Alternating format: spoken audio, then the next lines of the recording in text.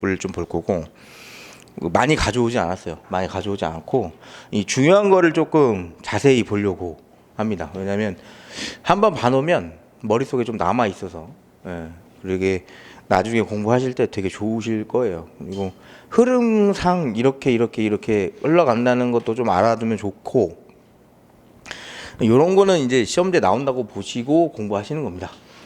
정말 1차 붙고 시간이 정말 없어서 나한테 한 2주밖에 주어지지 않았다 그러면 요거라도 알고 가는 겁니다. 안 나오면 어쩔 수 없지만, 근데 이거라도 알고 가야 그래도 조금 괜찮아요. 한 문제는 나올 거예요. 한 문제는. 그래서 거의 다 A급입니다. 그래서 조금 알아두셔야 되는 게 좋고, 일단 1페이지 잠깐 보시면 근로기준법상 근로자예요. 자, 우리가 일반적으로 제가 항상 그리는 그림이긴 한데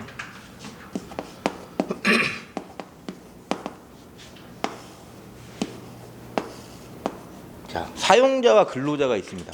서로 양쪽 간에 뭔가를 주고받았으니까 계약이라는 게 체결되겠죠. 우리 일반적으로 임대차 계약 체결하면 내가 원룸을 구해요. 그러면 임대인하고 임차인하고 돈을 주고 내가 그 원룸에 살 수 있는 권리를 가져가는 거죠. 똑같아요. 사용자랑 근로자랑은 사용자가 돈을 주고요. 그리고 뭘 시켜요? 일을 시킵니다. 그러면 근로자는 일을 하고요. 사용자한테 돈을 받아요. 그런 걸 다른 말로 하면 근로자는 근로의 제공을 하는 거고요. 사용자는 그거에 대한 임금을 지급하는 겁니다. 근데 근로를 제공을 해요. 자, 내가 기계는 아니잖아요. 기계처럼 일만 해주면 좋지. 근데 기계는 아니잖아. 그러니까 정신적으로 스트레스도 받겠죠. 하기 싫은 일도 해야 되고 업무에 스트레스 받는 일도 해야 되고. 그래서 일반적으로 육체적 노동 플러스 정신적 노동을 포함합니다. 요거는. 그 다음에 임금의 지급인데 우리 뭐 조금 더 이제 심화로 나가는 거예요. 점점. 옛날에 이 그림만 보고 끝났다면 우리가 공부를 했기 때문에 어쨌든 연기해서. 자, 임금의 지급인데 그냥 얘가 이뻐가지고 주는 거, 그런 거 임금입니까? 그런 거 아닙니다. 즉 반대급부, 이런 걸 반대급부라고 해요. 내가 뭘 주면 내가 받는 거, 그걸 반대급부라고 하는데, 반대급부하고 관련된 게 뭐냐면 근로입니다. 그러면 이 임금은 일단 근로의 대가이고요. 근로의 대가하고 직접적으로 관련된 것도 있겠죠. 내가 9시부터 18시까지 나가서 직접적으로 뭔가를 만들어서 받는 돈도 맞지만 일이 없어서 잠깐 쉬고 있을 수도 있죠. 근데 손님이 오면 일어나서 대응을 해야 되는 그런 걸 이제 우리가 대기 시간이라고 하는데, 그런 건 뭐냐면 밀접한 관련이 있다고 보는 겁니다. 그래서 직접 근로와 또는 밀접한 관련. 하나 또 들어가는 게 근로랑 직접 밀접한 관련이 있는데 하나 또 들어가는 건, 그래서 사용자가 안 주면 처벌받니? 이런 걸 뭐라고 하냐면 사용자한테 그 지급 의무가 있는지를 물어봅니다. 의무가 있는데 지키지 않으면 처벌받아요. 의무가 있는데 지키지 않으면. 그래서 근로의 대가인데 임금은 근로의 대가와 직접 밀접한 관련이 있고, 플러스 하나 더 사용자의 지급 의무가 있는지. 우리가 이따가 볼 건데 이 지급 의무가 어디에서 있어야 돼요? 근로계약서에 있어도 되고요. 뒤에서 보는 취업규칙에 있어도 되고요. 그죠? 뭐 노사 간의 단체 협약에 있어도 되고요.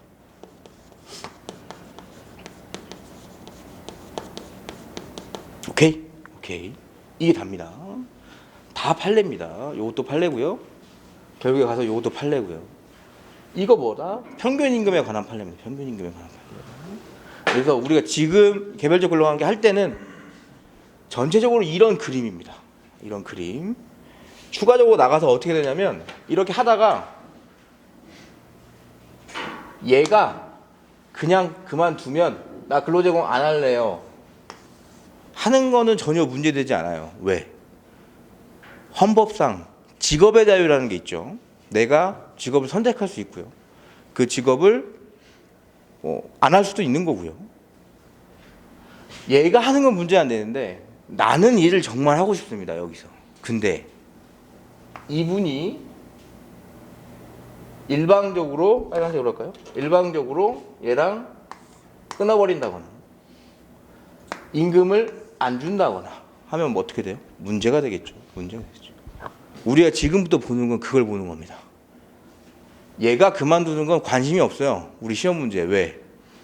우리 시험 문제는 여러분 2차 서술 문제는 뭐 객관식은 모르겠지만 2차 서술 문제는 다 문제가 정당하니? 아니면 논해라.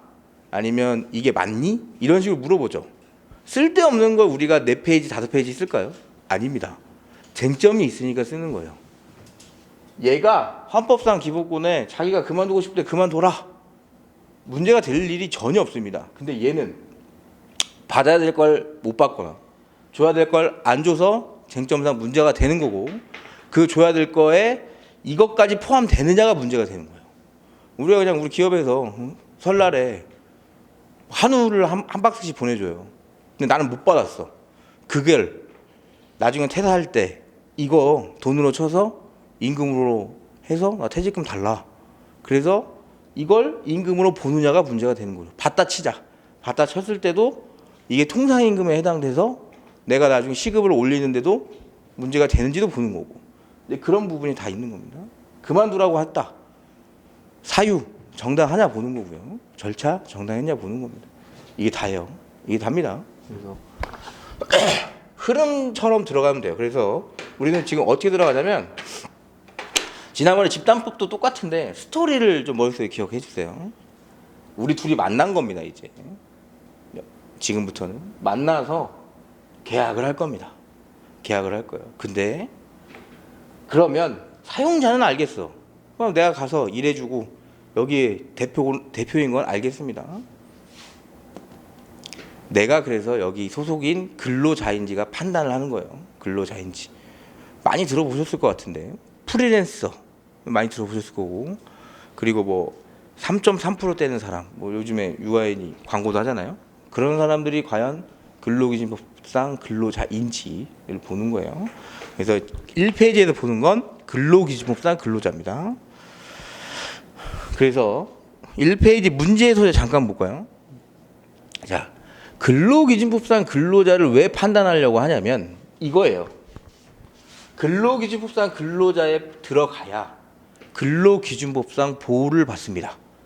근로기준법상 보호를 받아요. 근로기준법상 보호는 이런 거를 보호받는 거예요. 마음대로 자르지도 못하고 마음대로 줘야 될 임금을 안 주는 경우에는 처벌받을 수 있습니다.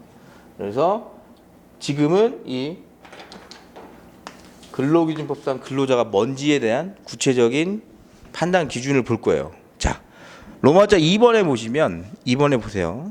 박스 친 거 보이시죠? 읽어볼게요. 법조문이에요. 자, 근로기준법상 근로자를 판단하려고 봤더니 가장 먼저 펼치는 건 뭐냐면 법전입니다. 왜? 우리는 법을 다루는 문제입니다. 그리고 법을 다루는 직업을 가지고 계실 거고요. 노동법을. 그러면 가장 먼저 봐야 될 거는 법이에요. 법에서 정해진 대로 하는 거예요. 법에서 정해진 대로. 자, 여기 잠깐만.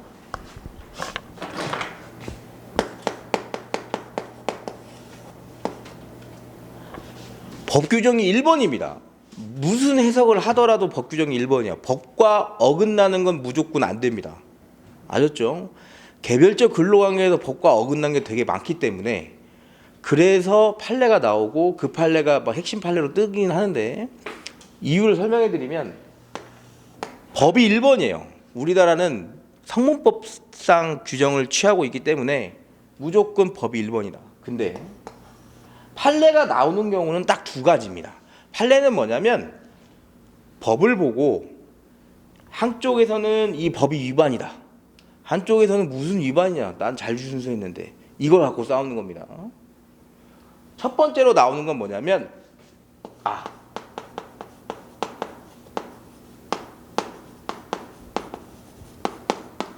법으로 해석이 안 되는 경우예요.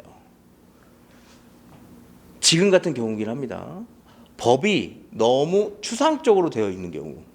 왜 추상적으로 만들 수밖에 없어요? 법전 시리즈로 막 100권 나오나요? 아니에요. 요만큼 나옵니다. 우리 근로기준법은 100 몇 조밖에 안 돼요. 그 안에 이 관계를 다 집어넣을 수 있을까? 절대 집어넣을 수 없습니다. 그렇기 때문에 굉장히 추상적이고 포괄적으로 만들어놔요. 뭉뚱그려서.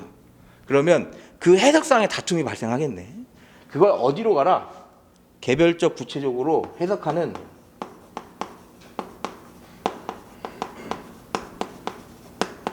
법원으로 가라. 그래서 법원이 법을 해석해 주는 겁니다. 내가 봤을 때 이거는 여기 이 법에 의해서 이런 부분 포함될 것 같고 이유도 달죠 얘네가. 그래서 이렇게 판단하면 될 것 같아. 이게 1번이에요. 우리가 보는 판례는 1번입니다. 그러니까 여러분은 문제에서 절대 법 규정이 없는 문제가 나올 확률은 굉장히 적어요. 굉장히 적습니다. 그래서 항상 만약에 문제서에 쓸 게 없다 이거 쓰시면 됩니다. 법 규정으로 봤을 때 추상적 포괄적이기 때문에 법원에서 개별적 구체적 판단 기준을 제시하였다. 아래에서는 해당 법원의 판단 기준을 살펴보도록 하겠다 하면 답안이 깔끔해지는 거예요. 판례만 띡 쓰는 것보다는. 그죠? 2번은 뭐냐면 2번은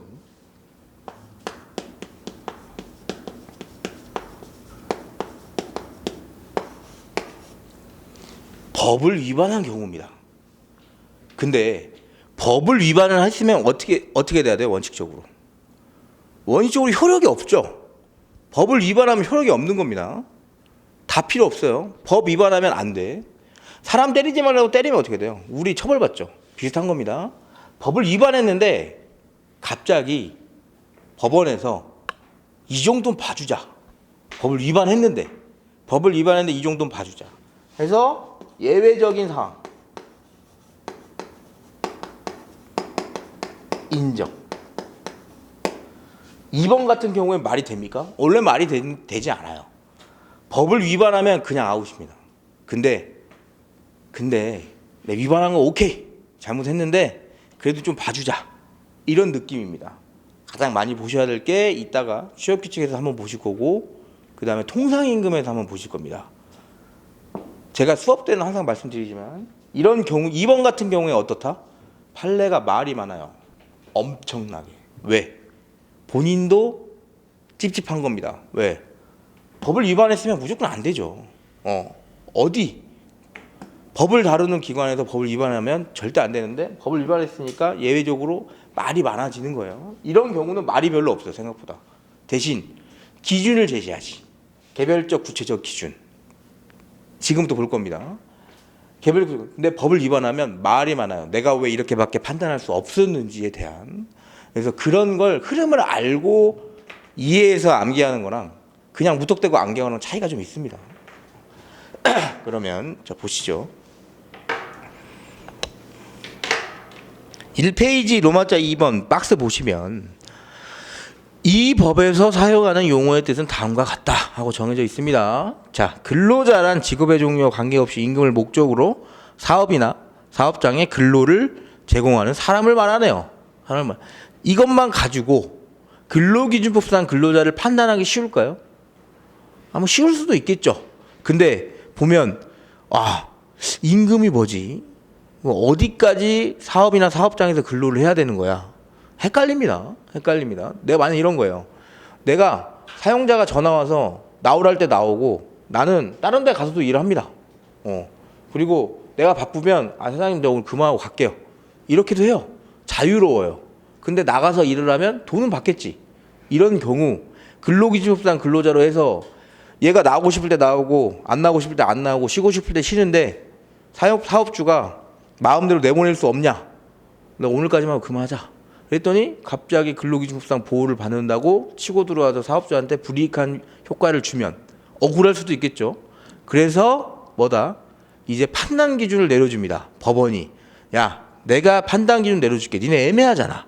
어디까지 근로를 제공해야지 근로기준법상 근로자인지도 봐야 되고 임금을 어디까지인지도 봐야 되는 거고 해서 보여줍니다. 자, 1번은 뭐냐면 판례가 이 부분에 대해서 어떻게 하냐면 하나 요소를 다 살펴봐 줘요.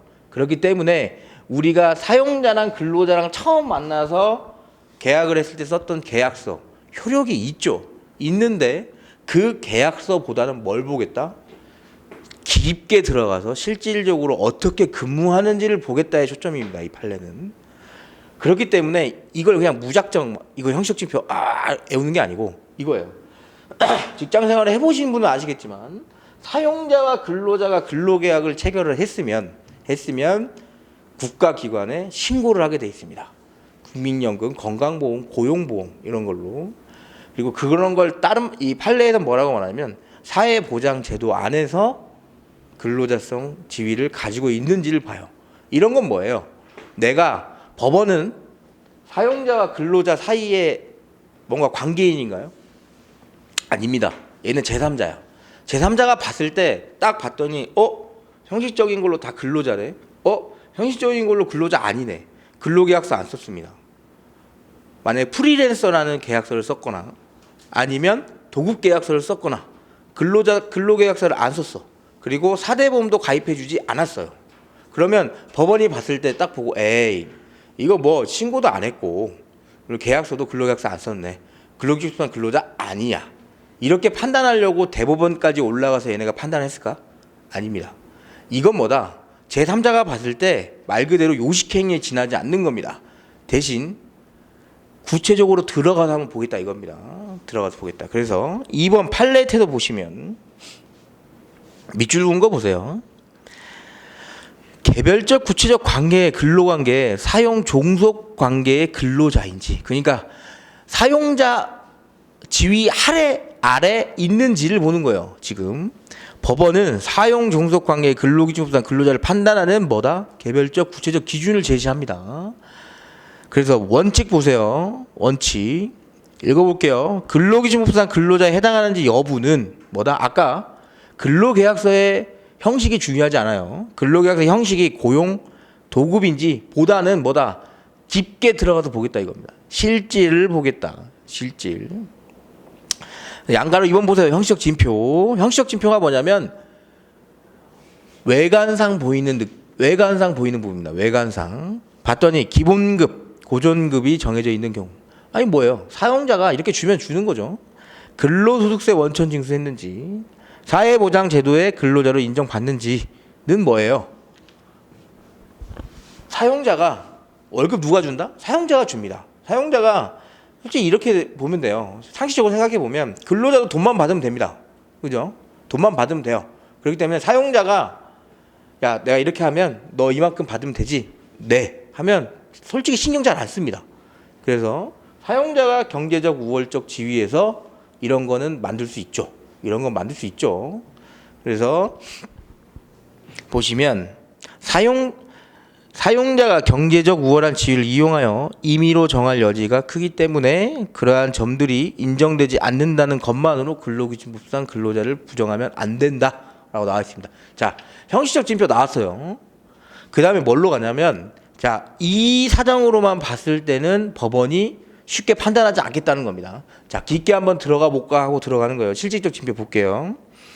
종속적인 관계에 있는지 여부는 보는 겁니다. 자, 보면 밑줄 그은 것부터 보세요. 취업 규칙이나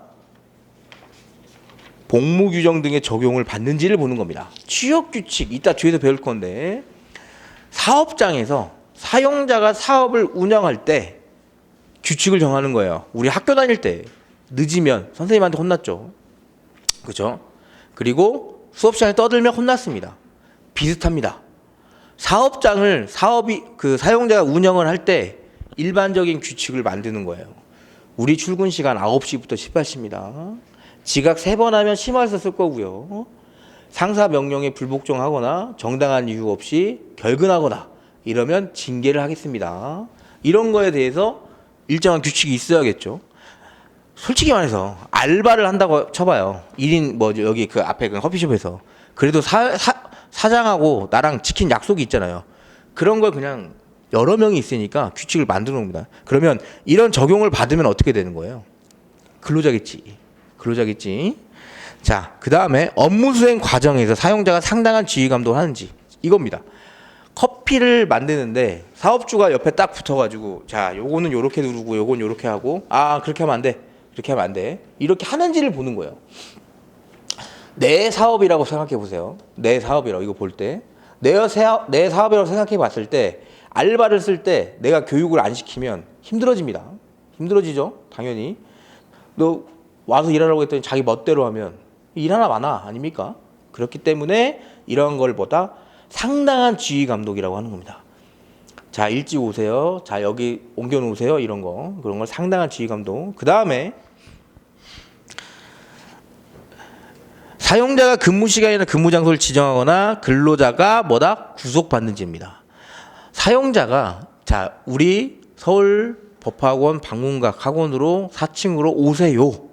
9시까지 이렇게 했는데 근로자가 아이 졸려 안 가. 이러면 근로기준단 근로자는 아닌데 안 가면 혼나는 걸 알아서 안 가면 임금이 지급 안 되는 걸 알아서 오는 경우입니다. 그래서 이걸 써줄 때는 뭐냐면 사용자가 근무 시간과 근무 장소를 지정하고 해서 끝나는 게 아니고 뭐다? 여기까지 써주는 거예요. 근로자가 이게 구속돼야 돼요. 이걸 따라야 되는 거야. 안 따르면 뭐다? 불이익이 있는 거야. 이렇게. 그 다음에 노무 제공자, 즉 뭐다? 근로기준부단 근로자로 판단하려고 하는 자가 노무 제공자가 스스로 비품, 원자재, 작업도구 등을 소유하거나 이게 무슨 말이에요? 회사 나갔습니다. 컴퓨터 누구 거예요? 컴퓨터 회사 겁니다. 회사 나갔습니다. 거기다 뭐 쓰는 복사기 누구 거예요? 회사 겁니다. 이런 겁니다. 그게 근로기준부단 근로자입니다. 만약에 갔는데 컴퓨터도 네가 갖고 오고 복사기도 네가 가져오고 네가 하는 거야. 그럼 뭐야? 그냥 개별 사업자가 거기 들어가 있는 거죠. 그런 느낌으로 보시면 됩니다. 그런 느낌. 그 다음에 제3자를 고용하여 업무를 대행케 하는 거. 이건 뭐냐면 내가 오늘 9시 30분까지 여기로 나와서 일을 해야 되는데 하기 싫어서 내 친구한테 전화해가지고 야 네가 대신 나가라. 사장이 봤을 땐 어때요? 뭐야 너? 이러죠. 근데 만약에 제3자를 고용케 업무를 대행할 수 있는 사업이라면 나왔을 때 나왔어요. 오케이 이거 하세요. 이런 경우라면 뭐다? 내가 여기에 종속되지 않는 거예요. 꼭 내가 아니어도 되는 거야 지금. 꼭 내가 아니어도. 그런 느낌으로 보시는 거예요. 꼭 내가 아니어도 된다. 그 다음에 뭐냐면 독립하여 자신의 계산으로 사업을 영위할 수 있는지를 보는 겁니다. 이건 뭐냐면 여러분 근로기준부상 근로자로 근로계약을 체결하고 회사에서 일하면 어떻게 돼요? 임금을 받는 사람입니다. 근로소득을 받는 사람이에요. 본인이 뭔가 투자해가지고 이 회사에서 얻는 수익을 창출하는 사람이 아니에요. 즉 내가 여기 소속돼서 일하고 있는 사람, 월급 받는 사람이다 이거지. 뒤에 보시면 노무 제공을 통한 이윤 창출과 손실 초래의 위험을 스스로 안고 있는지 이건 무슨 말이냐면 회사가 내가 일을 열심히 해서 잘 됐습니다.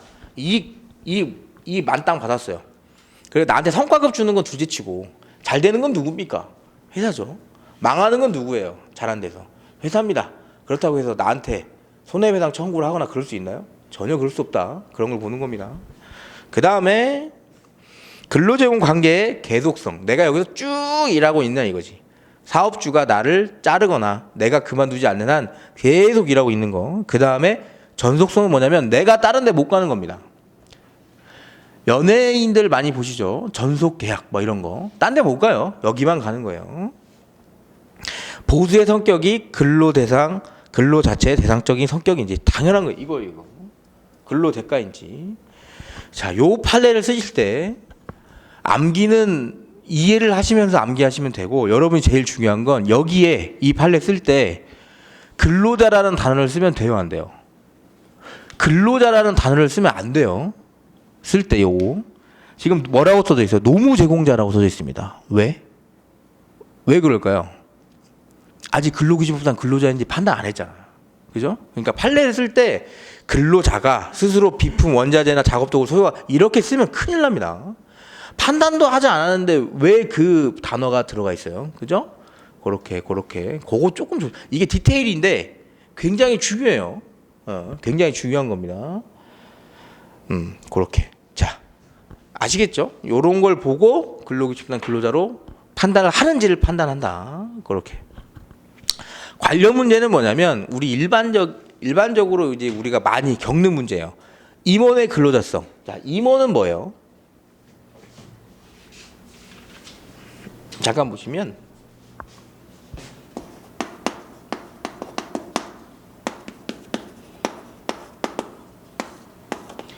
회사 생활을 해보셨던 분도 있으시고 안 해보셨던 분도 있겠지만 이런 겁니다. 흔히 말해서 내가 들어갔을 때 사원으로 들어가죠. 그 위에 대리, 과장, 부장 이런 애들은 그냥 근로자입니다. 근데 그게 아니고 상무, 이사, 부사장 이런 애들은 뭡니까? 임원입니다. 나랑 직접적으로 일을 할 확률이 거의 없어요. 외부적으로 본인들이 이제 사업체를 확장하거나 이런 경영권에 근접해 있는 사람들을 임원이라고 합니다. 원칙적으로 말하면 우리 임원은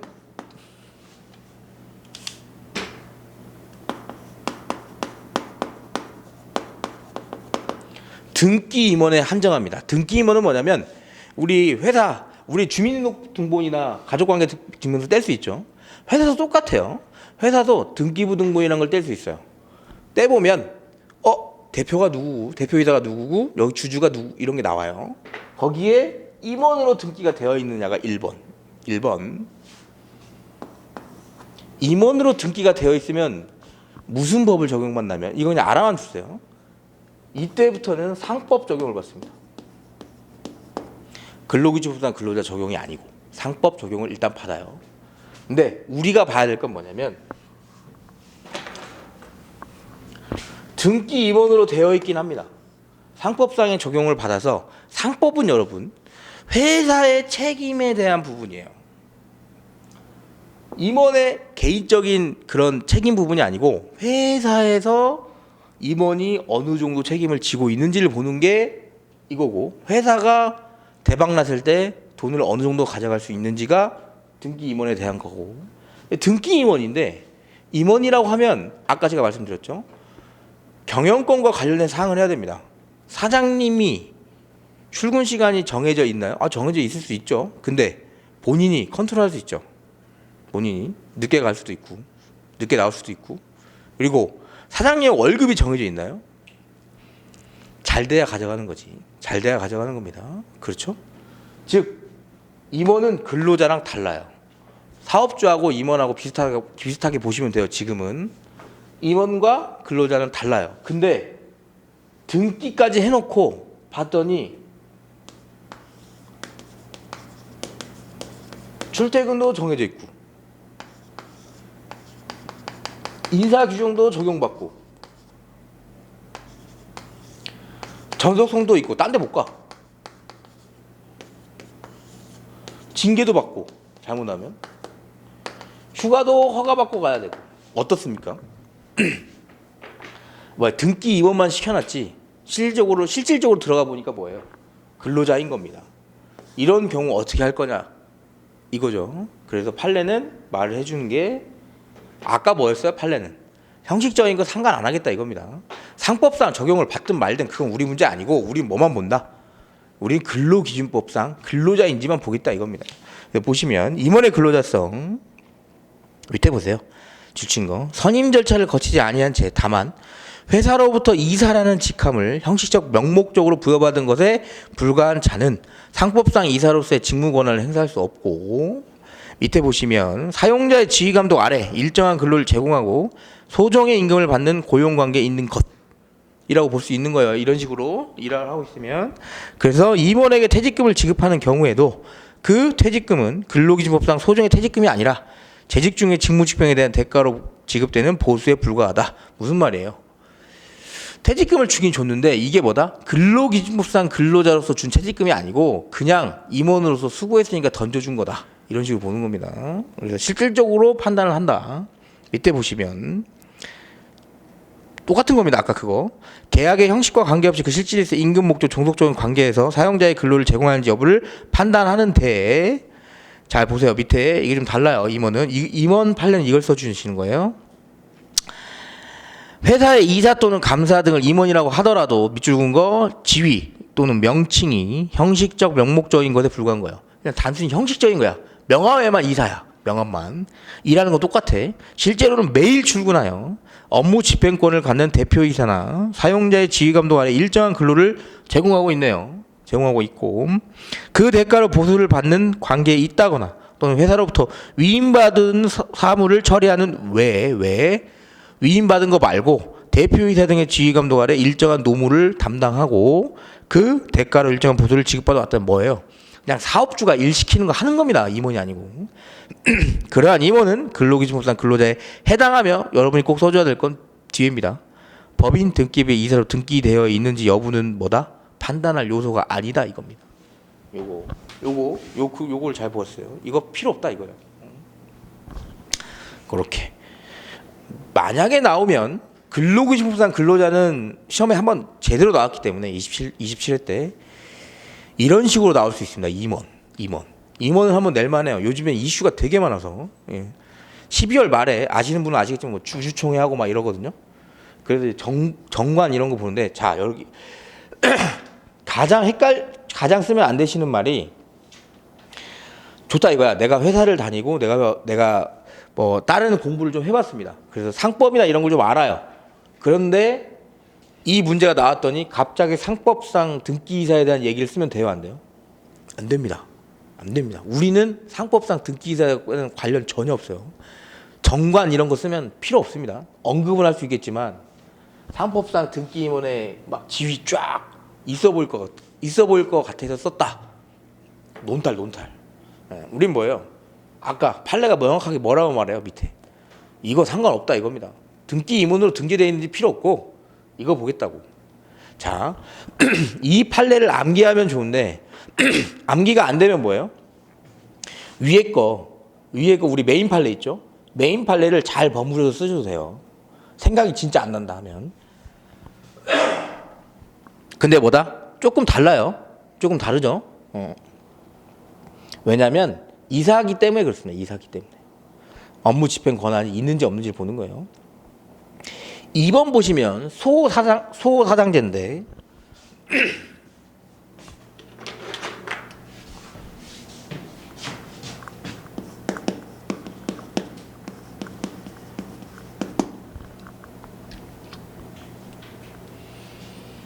소사장제가 뭐냐면 이거예요.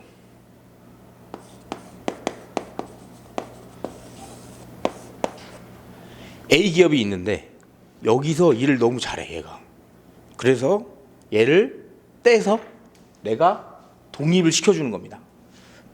내가 독립을 시켜주는 거. 그래서 얘가 이 그림이 있으면 안 되고 일단 여기에 B라는 사람이 톡 뛰어서 나와서 B 기업을 만들었습니다. B 기업의 뭐다? 얘가 B 대표네. 그죠? 대표예요. 근데 가만히 봤더니 이거랑 좀 비슷하죠. 저긴 등기 임원을 해놓은 거고 이건 뭐다? 더 확실하게 외관상 어떻게 돼요? 회사를 차려준 겁니다. 나가서 나 B 회사의 대표입니다. B 그럼 내 위에 있을 수 있겠지. 근데 만약에 그냥 형식적으로 내 위에 아무도 없겠죠. 내가 오너잖아.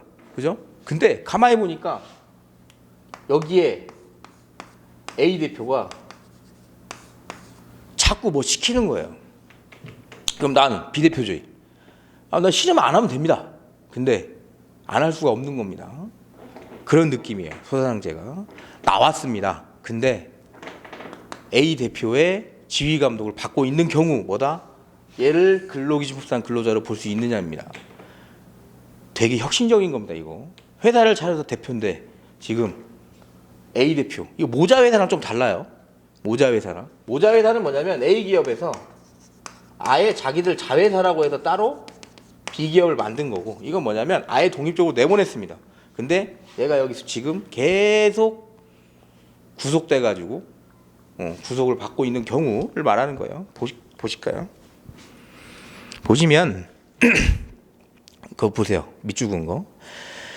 근로기준법상의 근로자에 해당하는지 여부에 판단함에 있어서는 이거예요. 자, 천천히. 스스로 종전의 근로관계를 단절하고 퇴직한 것인지 왜 이걸 볼까요? 대부분 소사장제가 인정되는 경우는 뭐예요? A 회사의 A 대표가 야, 너 나가서 차려. 이겁니다. 재벌집 막내 아들 보시나? 미친 듯이 하죠. 계열 분리. 미친 듯이 합니다. 죽은 거 아니겠지? 너 어제 보다 죽은 줄 알고 마음이 그러다가 자야지 했는데 모로코가 이겨가지고 깜짝 놀라가지고 하여튼 자 계열 분리 하는 거랑 비슷하다고 보시면 돼요. 근데 지금 보시면 그러니까 내가 나간 게 아니야. 그러니까 밀어서 내보낸 거지. 그 다음에 스스로 종전의 근로왕을 단절로 퇴직한 것인지 아니면 그 의사에 반하여 이걸 보는 겁니다. 강제적 형식적으로 소사장의 형태를 취하게 되었는지 여부를 먼저 보는 겁니다. 나갈 때 네가 스스로 열심히 해서 나갔냐? 그게 아니고 뒤에서 스폰 미친 듯이 받고 그냥 나간 거다. 나도 모르게. 그다음에 사업계획, 손익계상, 위험부담 등의 주체로서 사업 운영의 독자성을 가지게 되었는지 여부. 과연 봐 순양이 여기 있어요. 밑에 있는 애들 엄청 영향받죠. 비슷한 겁니다. 비슷한 거. 그렇게. 그 다음에 작업 수행 과정이나 노무 관리에 있어서 모기업의 개입 내지 간섭의 정도. 여기 얘가 간섭하냐 안 하냐 보는 거예요. 구체적으로 이런 거. 그 다음에 보수 지급의 방식과 보수액이 종종과 어떻게 달라졌어요. 웬만하면 보수가 안 달라집니다. 저런 애들은. 나가기만 한 거야 그냥. 그러니까 여기서 보수가 똑같다는 건 아니고 오르긴 오르겠죠. 대표인데 오르긴 오르는데 뭐다? 비슷한 겁니다. 하는 일도. 같은 종류의 일을 하는 모기업 소속 근로자에 비하여 어떠한 차이가 있는지 여부 등도 아울러 참작해야 된다. 이거예요. 야 내가 여기 나왔는데 똑같아. 여기 있을 때랑 얘네들이랑. 그럼 뭐다? 소사상제 느낌이 있다. 이렇게. 모자기업이랑 조금 달라요. 근데 모기업이라고 쓰는 말은 이미 얘가 여기 지휘 감독을 받고 있다고 전제하고 이렇게 쓰고 있으니까 그렇다. 모기업이 굳이 꼭 안 들어도 돼요. 안 들어도 된다. 그래서 소사상제는 이런 느낌입니다. 나올 때 어떻게 나왔는지가 제일 중요하고요. 그 다음에 그 뒤에 구속을 받는지가 중요합니다. 소사장제보다는 임원의 근로자성이 나올 확률이 높아요. 임원의 근로자성이. 그 임원의 근로자성이 나오면 포인트 한번 말씀드리면 진짜 생각이 안 나면 그 앞에 메인 판례를 비벼 쓰지만 웬만하면 메인 판례 쓰시고 이 판례를 한 번 더 써주시는 게 좋긴 합니다. 포섭도 이 판례로 하시는 게 너무 좋고요. 이 판례 문제처럼 나올 거거든요. 업무 집행권이 있고 등기이사 되어 있고 뭐 이런 식으로. 그래서 하나하나 제가 사안 해결 썼지만 근로기준법상 근로자 문제가 나오면 사안 해결이 엄청 빠방해야 됩니다. 어디서 무조건 차이를 둬야 되냐? 사안 해결에서 줘야 됩니다. 거기서 확 차이 날 거예요. 그래서 1번 보시면 근로기준법상 근로자에 해당하는 경우 근로기준법 보호를 받을 수 있다는 점은 무조건 서술하는 거예요. 그러니까 왜 우리가 답안을 쓸 때 왜 이 근로기준법상 근로자를 판단하는지를 알아야지. 그죠? 왜 통상임금 판단하는지 알아야죠. 통상임금 왜 판단해요, 우리? 연장근로, 가상근로에 대한 기준이 되니까 이 근로자들한테 그 기준의 금액이 얼마인지를 판단해 줘야 되기 때문에 통상임금에 해당되는지를 판단하는 겁니다. 오케이? 그러니까 이거 똑같아요. 항상 사안 해결이든 문제의 소재이든 가장 먼저 써줘야 될 건 왜 이 문제를 풀어야 되는지를 써주는 겁니다. 그래서 근로기준법상 근로자로 보호를 받게 하기 위해서 임원을 근로기준법상 근로자로 받게 하기 위해서 우리가 이 문제를 푸는 거고 사안 해결에도 당연히 이러려고 풀었다. 그 다음에 형식적 요건을 하나하나 포섭해 주세요. 다 나올 겁니다. 싹 다. 임원이 나오면 어떻게 되겠어요? 4대 보험 가입 안 했겠지. 그죠? 가입 안 했을 겁니다. 그리고 근로계약서 안 썼을 겁니다. 임원 위촉 계약서 같은 걸 썼겠지. 그러면 그런 거 하나씩 써주는 거예요. 사안은 이렇게 했지만 뭐다? 메인 판례에서 뭐라고 그랬어요? 그러한 외관상의 형식적인 사유로는 뭐다? 근로기준법상 근로자를 쉽게 부정하면 안 된다라고 나와 있습니다. 자, 근로기준법상 근로자를 쉽게 인정하면 안 된다. 그 다음에 뭐다? 실질적으로 보겠다. 그 다음에 그래서 3번의 실질적 요건을 하나하나 포섭하는 겁니다. 하나하나 포섭. 오케이? 자, 근로기준법상 근로자는 요렇게 하셔야 됩니다. 나올 수 있습니다. 충분히. 그 다음에 4페이지 취업 규칙인데, 자, 우리가 이렇게 돼요.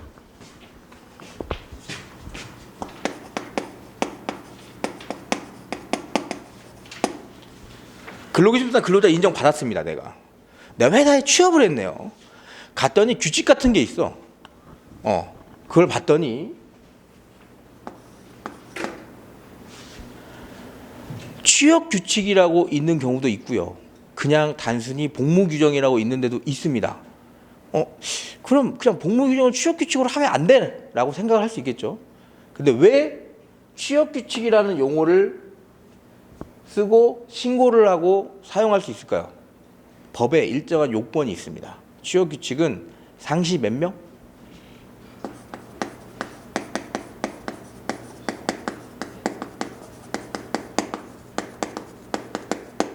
상시 10인 이상의 사업장에서만 취업 규칙을 만들 수 있는 건 아니고 취업 규칙을 만들어야 합니다. 그러니까 2명 있어도 취업 규칙 만들어도 된다 안 된다? 됩니다. 근데 만들 필요가 없으니까 안 만들겠지. 일반적으로 여러분이 취업 규칙 문제가 나왔어요. 취업 규칙 의의를 쓰고 싶어. 버릇처럼 취업 규칙 의의 썼어요. 법정을 찾아. 봤더니 93조 그쪽부터 딱 취업 규칙이 있어요. 거기 있을 줄 알고 찾았습니다. 왜? 근로기준법상 근로자는 있었잖아. 2조 1호에. 봤더니 없어.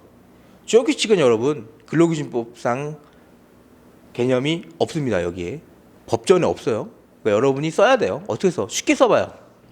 상시 10인이랑 사업장에서 사업주가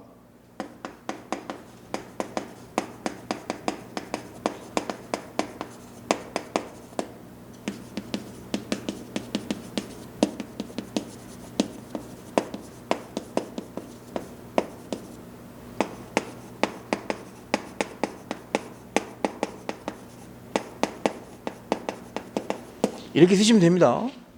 사업주가 일방적으로 정해요. 왜? 처음 만드니까. 처음 만드는 거니까. 그다음 처음 만든 다음에 이거를 변경할 때는 지금 적용받고 있는 근로자들한테 동의나 협의를 구해야겠지만 처음 만들 땐 뭐예요?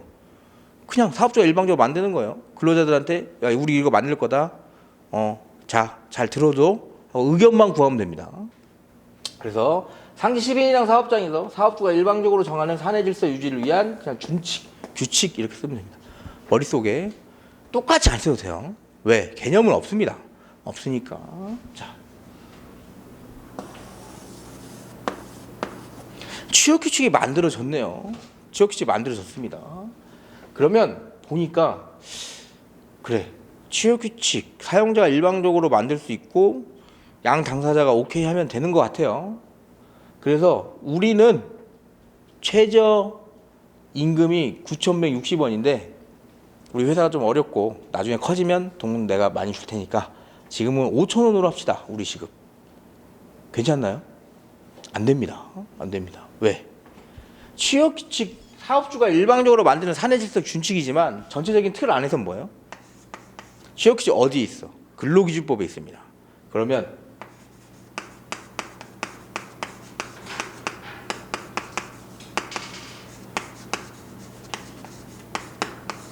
근로기준법의 보호 범위 안에 있는 겁니다. 취업규칙은. 오케이? 그래서 취업규칙은 근로기준법에 위반해서 만들어질 수는 없어요. 근로기준법하고 똑같거나 상회해야 됩니다. 오케이? 오케이.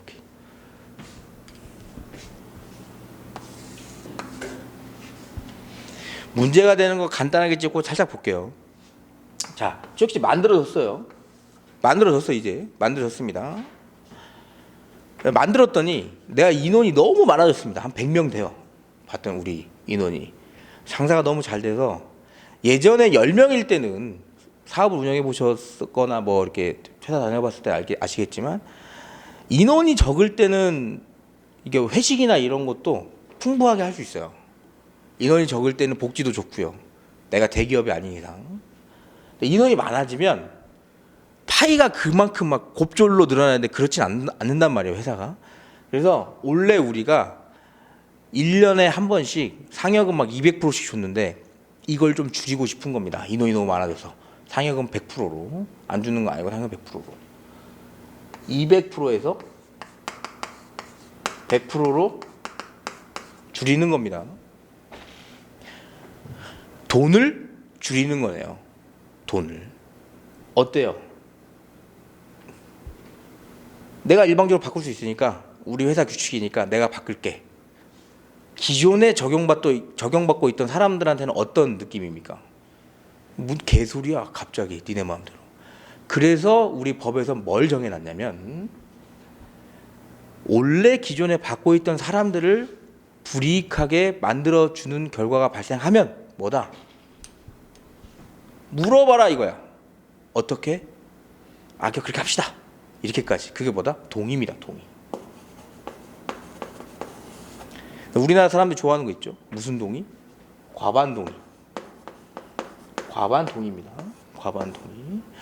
근데 우리 시험이니까 개별적 근로 관계에 있기 때문에 근로자의 과반 동의로 문제가 날 확률이 높은 것뿐입니다. 원칙은 뭐예요? 그렇지. 원칙은 노조가 있을 확률이 있어요. 일반 회사에선. 어떤 노조? 과반 노조가 가입돼 있는. 왜? 유니온샵 협정 이런 거 엮으면 문제 엄청 어려워질 수 있어요. A 회사가 유니온샵 협정했어. 유니온샵이 있어. 그러면 이미 3분의 2 이상이 가입된 노조가 있다는 겁니다. 취업식 불이익 변경 해버렸습니다. 근로자 과반수가 반대하는데 뭐다? 노조 대표자가 도장 빵 찍었다. 그럼 문제가 어떻게 가요? 유니온샵 해결했고 과반 노조고 빵 찍은 게 문제되냐 하면 뭐? 노조 대표자의 단체 협약 체결권 있지? 이런 식으로 해서 밀고 나가버리는 거예요. 문제 어렵게 나오면 엄청 어렵게 나올 수 있지만 우리 시험 뭐예요? 완벽하게 분리되어 있습니다. 그래서 원칙은 뭐다? 과반수로 조직된 노동조합이 있으면 그 동의가 있는데 우리 시험에서는 그 동의가 노조가 없을 겁니다. 없다고 나올 거예요. 없다고. 근데 만약에 딱 이러고 막 공부하고 들어갔는데 과반 노조가 있어. 그럼 뭐야? 그냥 과반 노조를 풀면 됩니다. 당황하지 말고 내가 안 배운 건데 안 배운 게 아니고 법에 있어요. 법에. 그래서 과반수의 동의를 받아야 되는데 이걸 못 받으면 어떻게 된다? 이거 잘 알아두세요. 못 받으면 어떻게 돼? 94조 1항 있습니다. 1항 단서 규정이네. 못 받으면 어떻게 돼요? 안 되죠. 왜 안 돼? 왜 안 돼? 법을 위반했으니까 안 되는 거예요, 여러분.